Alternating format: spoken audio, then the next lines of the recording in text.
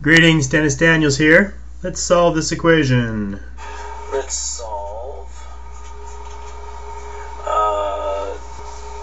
this equation.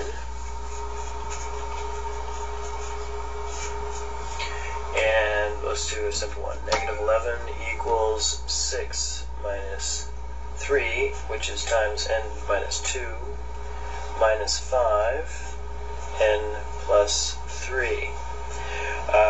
We'll start on this side, so 5n, negative 5n, minus 15, negative 3n, plus 6,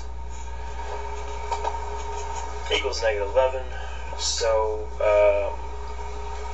we're looking at negative 8n, 3n, 5n equals negative 3n, negative 5n equals negative 8n.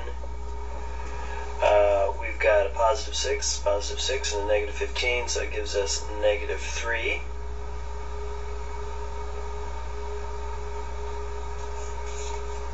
Minus 15 is negative 3. And negative n, and then we're going to add 3 on this side, add 3 on that side, which gives us negative 8 equals negative 8n, which basically simplifies out, so we can cancel our negatives, and we can cancel our 8s, giving us 1 equals n.